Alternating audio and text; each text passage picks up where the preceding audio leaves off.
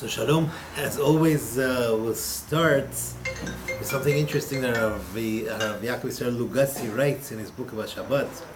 He says, many say we prepared everything for Shabbat, food, clothing, everything for the kavod of Shabbat. So why is it that Shabbat is slapping us in the face? And every Friday afternoon there is fights and there is arguments, the kids, and all these things. Why is that? So he says, Chachamim tell us that to gain Shabbat, to be able to gain the tranquility of Shabbat and get the beauty of Shabbat, right? You need zachuyot, you need merits, right? So we have to pay attention. How many Shabbats did we have that we didn't honor it enough? How many Shabbats did we have that we even walked improperly? Not the way we should walk on Shabbat, right? And so when we are really yearning for the holiness of Shabbat, we really have to show that love of Shabbat. We have to show that beauty of Shabbat. We have to do that. We have to feel the beauty and accept it and be faithful to Shabbat and to honor it, right? So that Shabbat midah keneged midah will give us that same feeling, right? But if we are the whole time Shabbat for us is a pressure, and we gotta do this, we put ourselves in the pressure, then it's gonna be a pressure on us. That's how it is.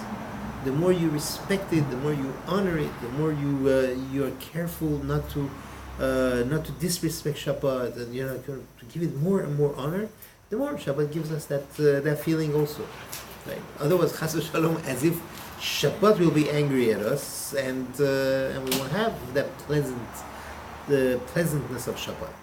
So he says the key comes back to everything is you have to understand that Shabbat is the source of beracha for the whole week, and we have to understand that with patience and with proper preparations for Shabbat, and to learn the halachot of Shabbat, so that we'll know how to keep Shabbat. All of this together will help us all, Be'ezrat Hashem, to have that light of Shabbat to come upon us and to give us that beracha, boneh umzoneh, for all of us. He says at the end, a word to the ladies. He says, bring the beracha of Shabbat into your home. Have patience with all the pressures of Shabbat that are on you, and accept the Shabbat with a beautiful smile, and to push off any machloket, any fight, and anything with your husband and with your children. And with this, not only you'll have a pleasant Shabbat, a good beracha of Shabbat, but all the berachot for the rest of the week. Amen. Okay, so with that, we'll start the halachot of Shabbat. One thing I think we should make clear. We might have mentioned this before when we were talking about halachot of bishul.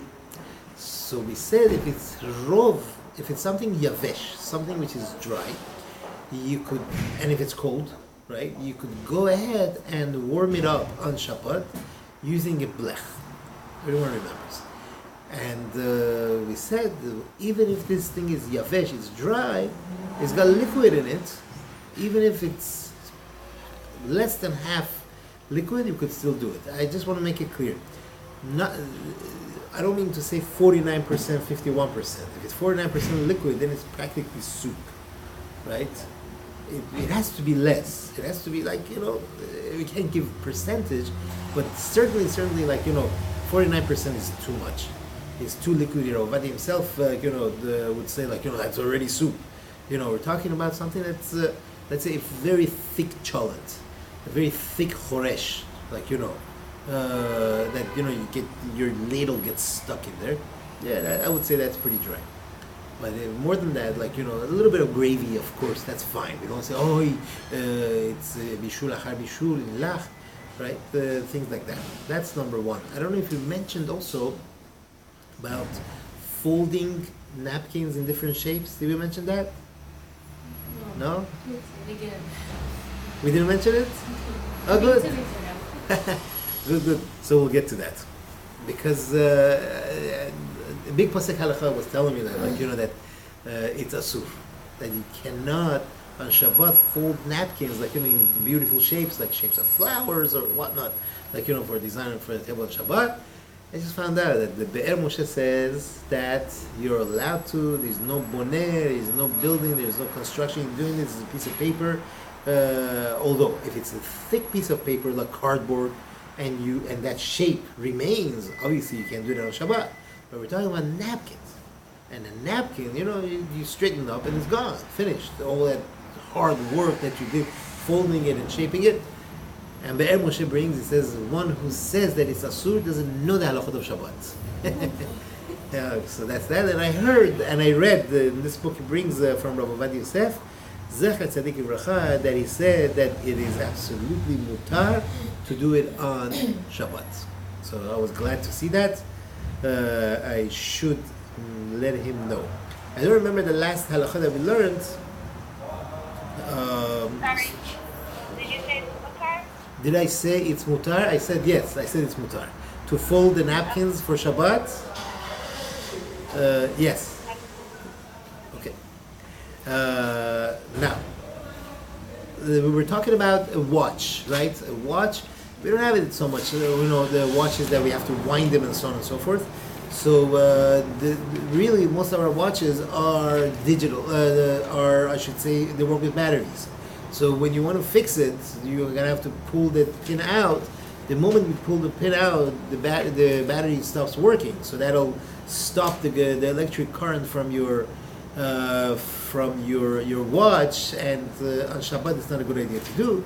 To stop it and to get it working. So we will not play with our watches on Shabbat. If it's digital, that you want to change it, that certainly we can't do. I'm talking about an analog watch which works with batteries, which is the case in most cases.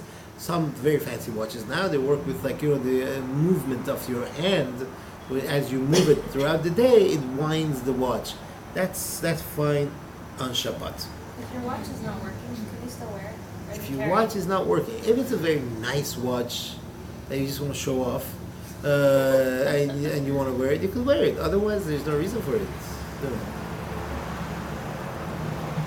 Now, if you have flowers in the house, right, here and there, and you want to take those flowers and make a bouquet out of the flowers. That means you take a flower here, take a flower here, and you want to put them together. Can you do that on Shabbat? They're in water or they're not in water? Not in water. What's the difference? In water, out of the water. The flowers. You have beautiful flowers. You want to put them together to make a bouquet out of flowers. You can't put them in water. Why not? Because you're giving them. You missed the first classes, right? So yes, you could put it in water. Flower, it's already cut off, and you could put it in water unless they have little buds. If they have little buds, and you put them in the water, and those buds are going to open up, then you have a problem. Otherwise, you could put it in water. Now, a person wants to put them together. It's not a problem. It's not a problem of boneh. You're not building anything. At the most, even if you say each flower is a keli, and you're putting different kelim together, that's not assembling, that's not building, it's not construction. Therefore, one could make a nice bouquet of flowers, on Shabbat, put them together. It's not a problem at all on Shabbat. One could do that. So one brings you a bouquet of flowers that has the buds on it. Right. And I remove the buds and put the rest in the... You are asking as far as halachot of boneh, right? Yeah. It's not bad. This is what? The ones that have buds It is are not bad. It's the ones that you don't want. So I would venture to say that you could move the ones that have a bud with one or two that don't, and put the rest in the water. The ones that don't have it, you could put them in the water. That should be fine. Okay. Now let's get to the thing that I think that we're up to the thing that we said we're going to talk about last week, which is opening cans on Shabbat. It says in the Gemara that a person First of all, if he has a barrel, right, and he wants to drink, there's wine in the barrel, there's honey in the barrel, and he wants to drink it, he wants to use it. So he could go ahead and break the top off in order to get to the drink. Could take like a knife and just break the top off to get to the drink. That's fine. So on this, there's a question. Some Rishonim say we're talking about mustik. Mustik means it was a broken thing and they put it together. That means it's not a very good keli. It's not a very good vessel, and that's what we're talking about. That you could go ahead and open. Others say no. Even a perfectly fine keli, perfectly fine vessel, you could go ahead and break it, right, in order to get to the food, because your intention is for the food. You're not here to make a keli, so therefore one is allowed to break it open and get the food out of there. That's what it is. So the question becomes, how about if you have a can of tuna, sardines, pickles, olives, corn, what else? I don't know, something with food in it, right? And you want to open it. You want to use a can opener, or there's this tab that you pull, and that'll open up the top of the can. And can one open that in order to get to the food? So we say, so what is the problem with that? They say you would be making a keli, right? When you open it up like that, you are making now a vessel which you could use. The halacha is that you could go ahead and open it on Shabbat, right? Using a can opener, using this ring to pull the tab and open it, because this is not a keli. What do you do with it normally? Throw it out. When you're done, you throw it out. Nobody keeps it. Back in the day, people were very, very poor. They would keep this thing, wash it off, and then use it to put nails in it, to put soap in it.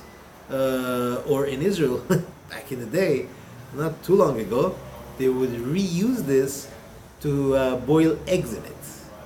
Because when you boil eggs in your pot, the calcium deposit is going to go around your little pot, and it's very hard to wash off. So they will use this stuff. After a while, it will throw it out, chas v'shalom, and then use the next can. Nowadays, who does that? Nobody keeps this. You just throw it out. It's trash. It's not a kli. So therefore, we're not worried that you're making a keli, number one. And even if there are some who use it, we say batla datam. They're batel. They're not. Everybody throws them out. One or two people don't throw them out because of them. We're gonna be worried. Oh, this is a keli. We don't say that, and therefore these things one is allowed to open these cans on Shabbat. Also, there is another thing that they say, that you're using this, let's say you open it up. There is 28 pickles in it, right? And you use 20 of them. Now, this thing is a vessel to keep the remaining 8 pickles, right, in it. So now here it is, you have a keli, right? Most people try not to use these. Once you open it, it comes in contact with oxygen, it becomes rusty, it becomes very unhealthy. We try to usually transfer them, and even if we don't transfer them, we try to finish them off as soon as we can, not to leave them in there. Although, some of these companies now, they have a lining on the inside, especially the pickles and the olives, they have a lining so that it won't be rusted, but still most people don't trust it, and they try to transfer it. Because of that, it is, they say it's extremely unhealthy to keep this stuff in these tin cans. And again, therefore, we could open it. There's no need to make a hole in the bottom? Yeah. There is no need to make it. That's bottom, exactly yeah. the reason why you make a hole in the bottom, It's not useful. is that so it won't be usable. It won't be a keli.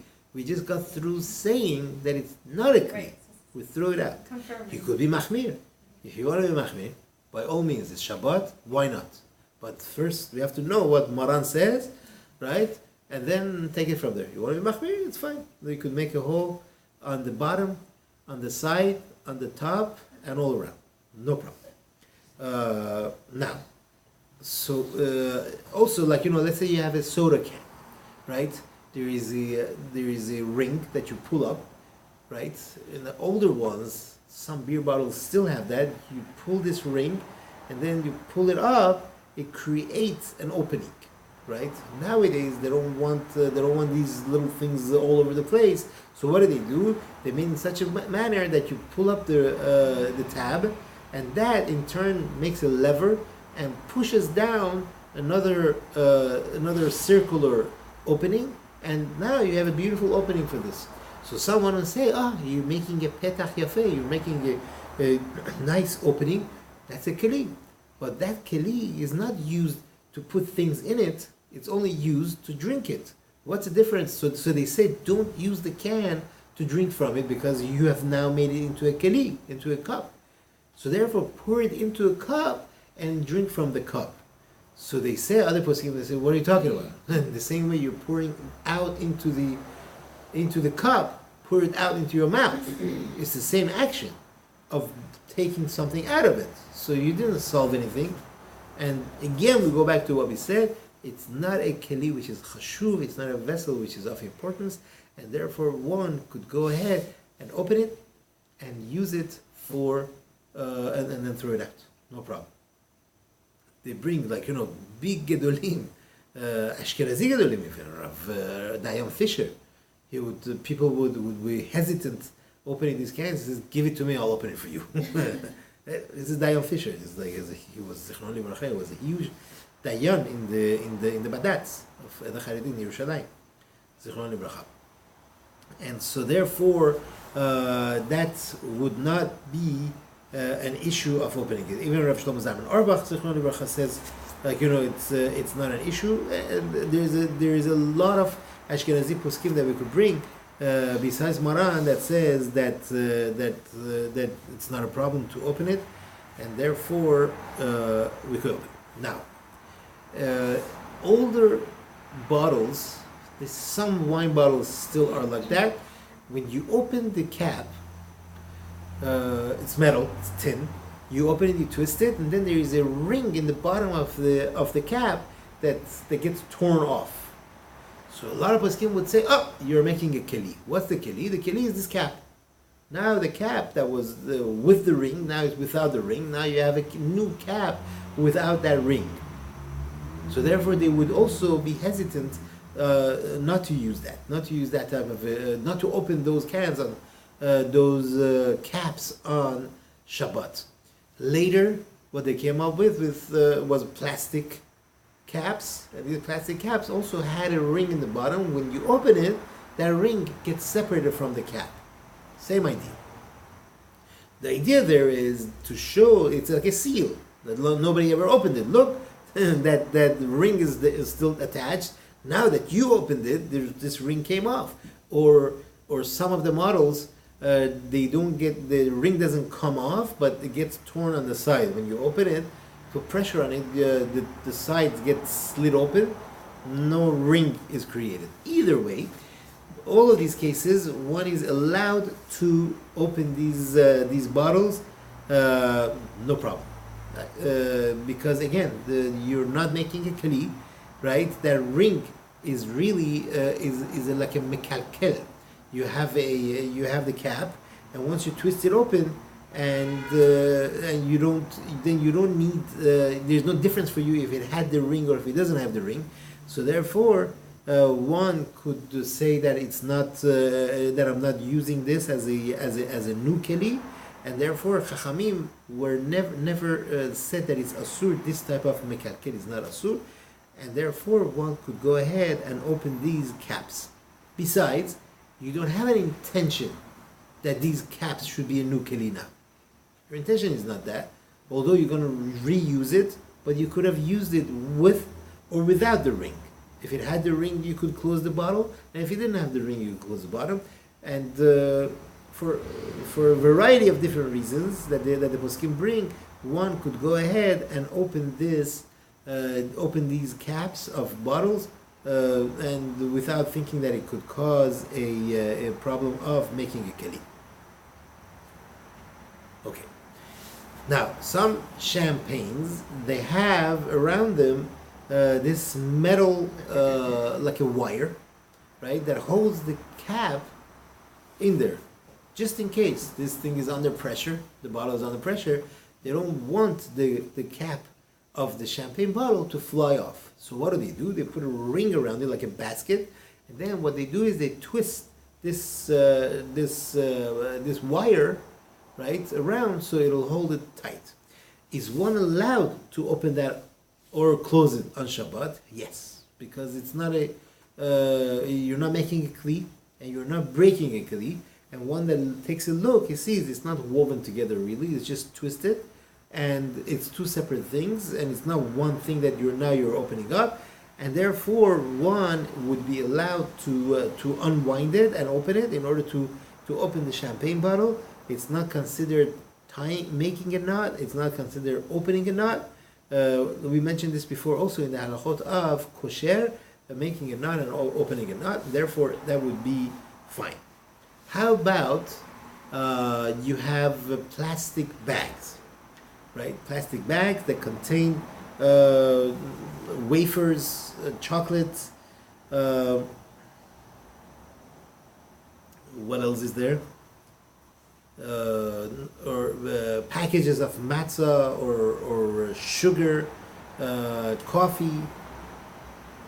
The packages of styrofoam cups and plates and tissues and napkins and diapers, all these things that have plastic or paper wrapping bags around them. Can one tear them open or just open them up? Yes, a person could do it using their hands, or if it's hard for them, you could take a scissors and cut it open. Right? Cut the bag open. And we don't say, oh, now you're making a kli. Now you have a perfectly good bag to use here. You even use the scissors to open it. We say it's not a problem. They bring an example from the Gemara. It says there is a thing that's called, it's like some sort of baskets that they would make from, weave them from palm branches. So over there it says you could tear it open to get the food inside. So they said, the poskim said, this is exactly similar to cracking open a walnut or an almond. It has a hard shell on the outside. You crack it open, you open it up. You're not making a kli. You just get into the food that's inside. The same exact thing here. These bags, you want to tear them open to get to the food inside. It's fine. Is that only for food? We said for plates, for tissues. You can use a scissor? You could use the scissors, right? Yeah, we mentioned that before as well. Sometimes the diaper bag on top has a serrated. Perforated? Yeah. So can you cut it? Your question is, can you cut it on the perforated? No. So the perforated, that the question is like this: is the perforation there to make it easier for you to open, or is it that you want it to be measured? So we try to stay away from that. We said the same thing by the tissues. You remember? We said by the tissue boxes, this it has a perforation there. So because of that, it could be easily a person could easily bypass that by opening it from the side. It's the same thing here. We should just cut it with the scissors even on the side. It's fine. By the way, let it not be not mentioned. Let it not be not mentioned. Yeah, that's good. If a person wants to be machmir, let's say by the bottle, you want to open the bottle before Shabbat, fine. It's perfectly fine. Why not? If a person could avoid it, so then even according to certain shitot that say it's asur, we are taking care of that. Why not? If a person could easily do it, but I'm just saying we don't have to drive ourselves crazy because halachically it is permissible to do. You want to open it before Shabbat, perfectly fine. You didn't open it before Shabbat. You just now you see that you need this bottle of soda or bottle of water or whatever it is. You want to open it on Shabbat. That is also fine. One could do it. So they have these yogurt things, right? Containers, little yogurt things, and they're all attached. So in Israel, they always said, no, separate them from before Shabbat because now you're making a kli and so on and so forth. These things are fine. One could go ahead and separate them. The same thing with tea bags. There are tea bags that are attached one to another. This attachment was not there as a permanent thing. So from the beginning, when they were put together, obviously They never thought that like, oh yeah, we're gonna make it permanent. There should always be stuck, and all these kids that want to eat the yogurt, so they should all huddle together and like eat from each container. Obviously not. From the beginning, when they were put together, it was just easier for packaging, easier for carrying, and so on and so forth. Obviously, it was made temporary, and now you break it off. It's not a problem, and a person could do that on Shabbat. That was what their intention was from the beginning, to go ahead and to be used. That was as far as Asiyat Kelim. Now we'll move. Yes. So, what about the words? We're not supposed to cut the words either. When we're trying to open the package. So you could only ask questions if you're here. If you're not here, you're on the phone. You can't ask questions. Okay, I'll bring my TV with me. I'm just kidding. Words. Poskim say a person should be careful with the words, not to cut the words. But if you have to cut the words, and if you do cut the words, it's not a problem. It's not considered you're mochek, you're erasing, because you're not erasing, right? So even if you cut the words, that's fine. So you could take scissors to make sure it goes straight to avoid the words. Yes, you could do that. You could use the scissors to cut, and you want to go between the letters so that you won't cut the word. That'll work, but you don't have to. Okay, great. Thank you. All right. Any other questions? Anybody so far? Yeah. String cheese. Same thing. It's Same thing. perforated. I mean, you should cut it with It's the not scissors, you perforated. shouldn't. It's just glued together. But it Oh, is you mean in perforated. between? Yeah. Aha! It's perforated. Yeah. I think this. You sure it's perforated? It's not. Yeah. It's not glued Yeah. together. It is Yeah. perforated. You hear It's it like- when you take So it. then take a knife and just cut it from the side. So that's also for bandages. Can we use Same thing for bandages, right? Very good. Can we use scissors to cut it? Scissors. Okay. Scissors, fine. It's not a problem. But not on the proper. Like because they're all attached to each other. Oh, those one. Okay, fine. Right. Those. But the individual, you could just open it, right? Yeah, that we mentioned before. Remember, we mentioned you could open that with the band-aid. Okay, now we're moving. We're still in boneh. We're still in boneh. This is called tikuneh begadim, right? This is like making metaken mana by clothing. Now, one is allowed to pass a belt through the belt loops around a skirt, pants, whatever it is, and we don't say, oh, now you're making a kli. You're making a vessel. You're adding something to the pants, to the skirt, or whatever it is, whatever clothing it is. Right? It's not, because it's a separate keli. The belt is a separate keli. It's a separate thing, and you're just using it for wearing. You just want to wear it as a part of your clothing. That's fine. However, if one wants to pass a rubber band or one of these elastic bands on the inside, one of the kids, they have this their pants, they usually have this elastic band, and it's snapped off, so you want to pass it through the loop, not the loop, inside of the waist band, to do it. That, first of all, because it's a lot of tircha, you can't just pass it through. You gotta take a little safety pin, attach it to the zip, and then pass it. It's a lot of work. Number one. So it looks like you're being metaken mana. It looks like you're making a keri. Number one. Number two, what is the norm? You tied both ends because you don't want this thing to run again. So you tie it. You're gonna make a kesher. You're gonna make a knot. So it's another added problem to this, and therefore one should not do that do this trick with the elastic band. But just the belt is not a problem. It's just you putting one keli into another keli. It's not a problem. A shoe. The halacha is that one is not allowed. If a shoelace came out of the shoe, one is allowed to put it back in. Not a problem. But if it's a brand new shoe and you want to put the shoelace onto the shoe, that's asur, because that's your metakemana. You're perfecting a keli, and that one can't do. Right? We cannot perfect the keli. You cannot make it perfect. So therefore, that is asur. Some say, however, that the new modern shoes, they're not like before. That the hole for the shoelace used to be tight, and you have to really work hard to do it. Now they usually have this metal ring, tiny metal ring around them, and it's very easily done.